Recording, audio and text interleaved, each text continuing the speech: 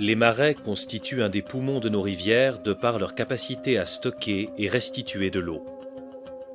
Cette humidité des sols permet le développement d'une flore spécifique et d'une biodiversité riche. Les travaux de drainage du XXe siècle ont fait disparaître plus de la moitié des zones humides en France.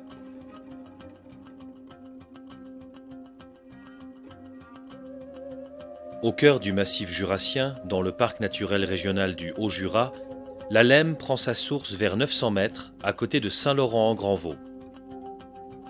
Sur la première moitié de son parcours, la rivière traverse une zone peu accidentée au fond du synclinal du Grandvaux, propice au développement de vastes zones humides.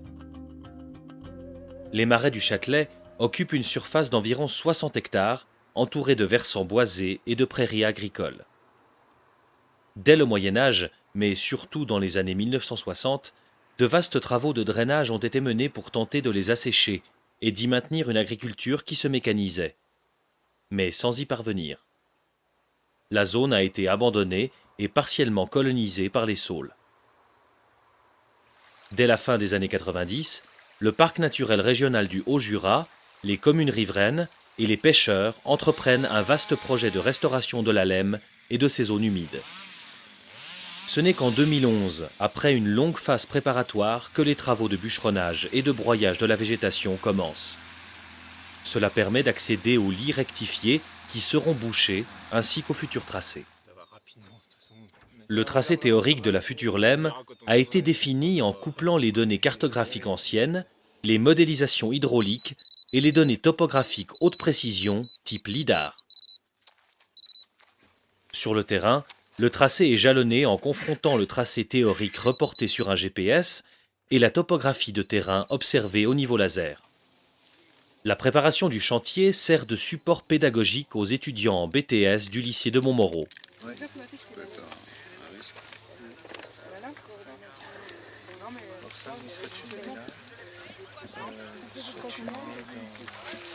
Participation au piquetage, lecture de paysages et travaux de débroussaillage léger leur permet d'appréhender concrètement l'ampleur d'un tel chantier. Voilà. Et c'est tout ce qu'il y a à mettre dedans pour vous pour le moment sur le terrain. Donc si jamais vous n'utilisez pas la tronçonneuse et qu'il y a le moteur qui tourne, vous enclenchez le frein.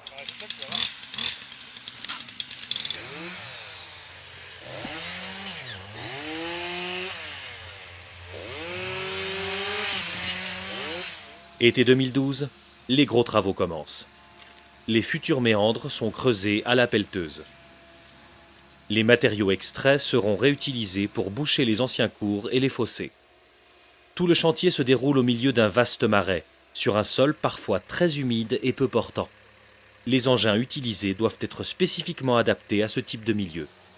Équipés de trains de chenilles en résine et particulièrement larges pour répartir le poids, les engins, même chargés, exercent une pression au sol proportionnellement plus faible que celle d'un homme.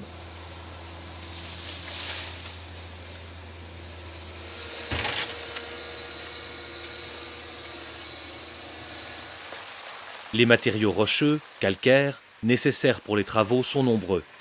Galets de granulométrie variée, blocs pour ménager des caches, dalles pour les rampes de fond.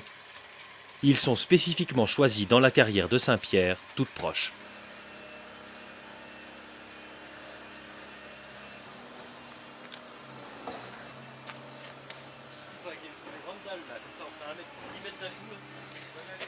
Suite aux travaux de rectification, les éléments minéraux du cours d'eau ont disparu.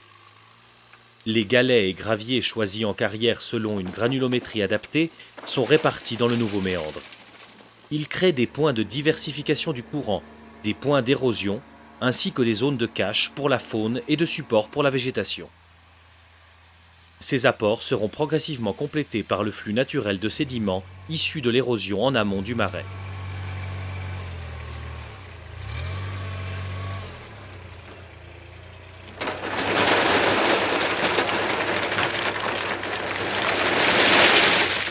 Le projet consiste à refaire reméandrer la Lemme à un niveau supérieur.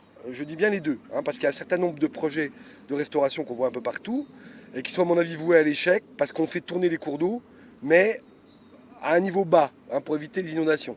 En fait, le méandre, l'intérêt du méandre, c'est qu'il est la rivière en équilibre avec le terrain, et donc il y a des inondations. L'inondation, quand on peut se la permettre au niveau des usages humains, il faut absolument l'aider à se produire, parce que c'est ce qui fait le côté biogène des cours d'eau, l'auto-épuration, donc ça produit tout un tas de phénomènes qui sont indispensables à la bonne vie du cours d'eau.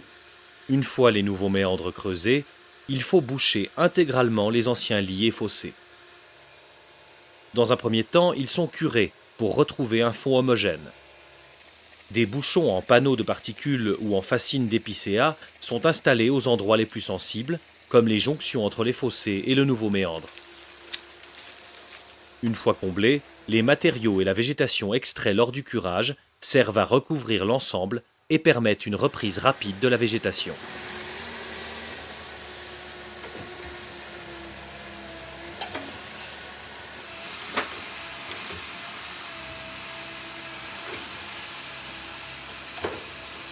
Dans l'ensemble, on a accédé partout, puisqu'on a réussi à suivre quasiment le plan, puisque là, les méandres ont été tracés, ils doivent suivre une courbe de terrain, de niveau.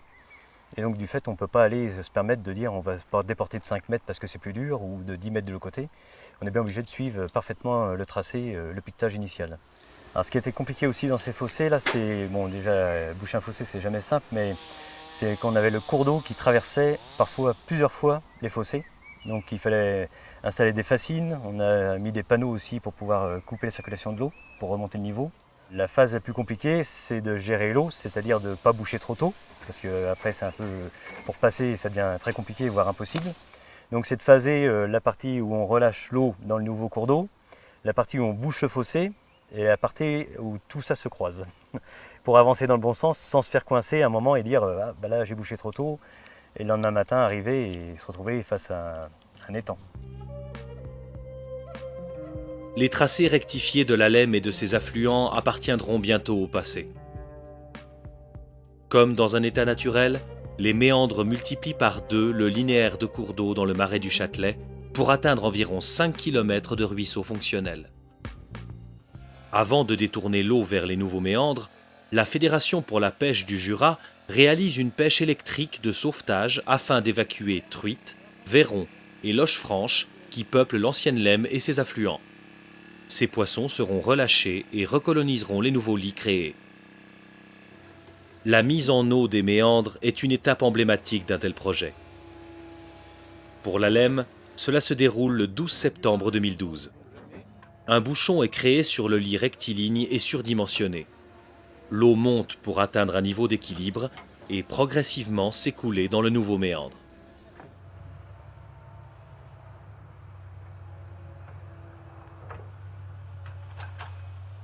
Il reste encore à reboucher l'ancien lit. Dans le cas de la Lemme et de ses affluents, cela nécessite environ 9000 m3 de matériaux à déplacer dans des conditions parfois difficiles. Plus de 3 mois de travail, pendant lesquels le lit rectiligne est encore visible aux côtés des méandres.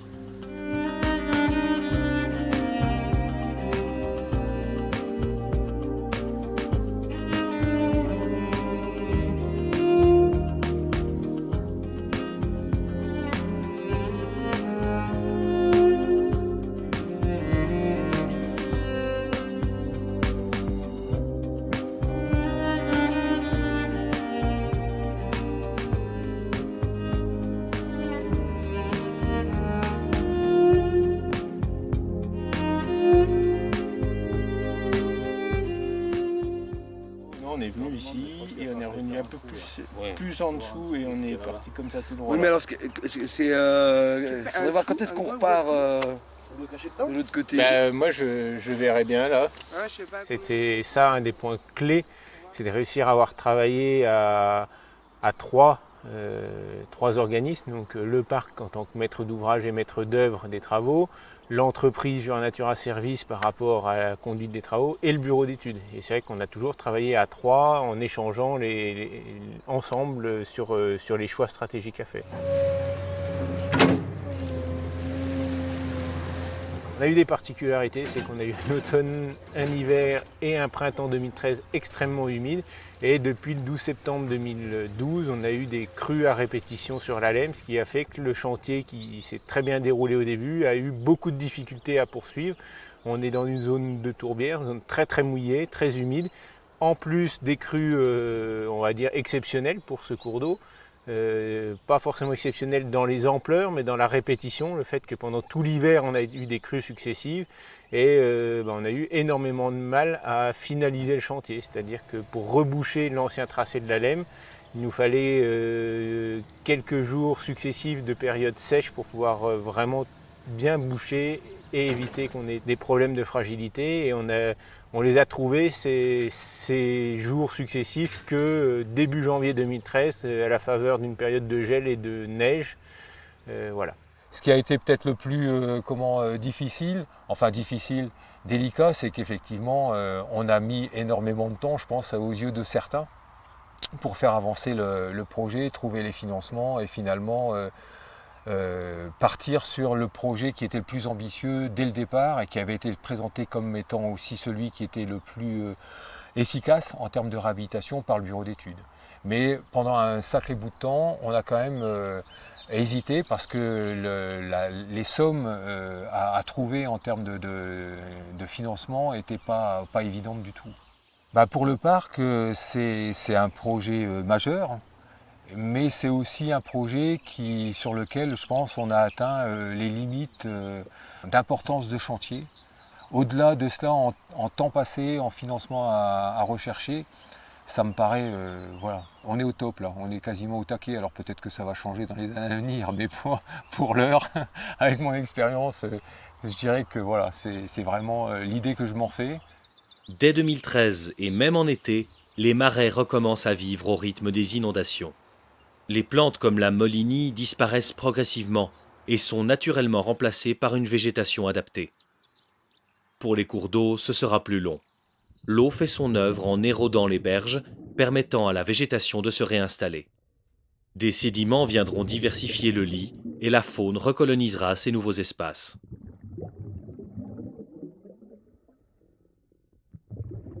Les fossés et anciens lits rebouchés seront reconquis par la végétation qui fera disparaître ces cicatrices.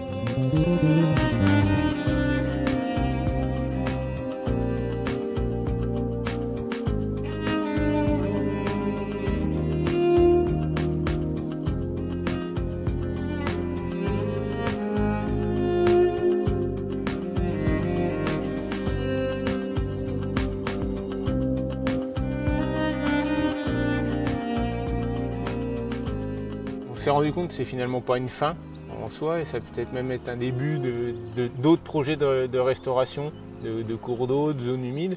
C'est grâce à des projets comme ça qu'on peut espérer développer et puis acquérir de l'expérience, tous autant qu'on est, et montrer à quoi ça sert et montrer comment ça se passe pour pouvoir en faire d'autres projets ailleurs.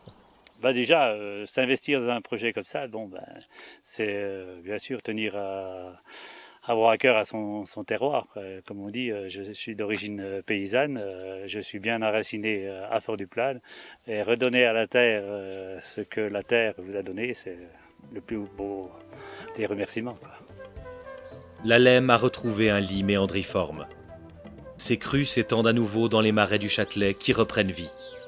Même à l'étiage, les échanges sont nombreux et renforcent la rivière.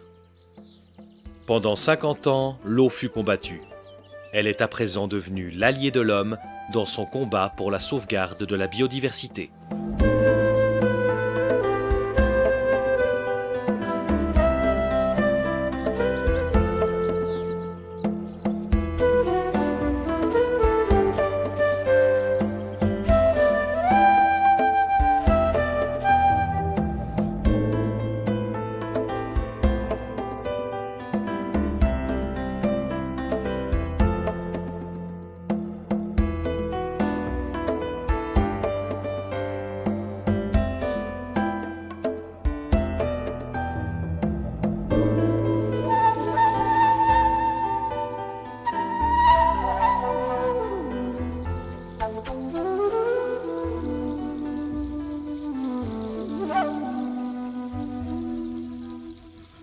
Thank you.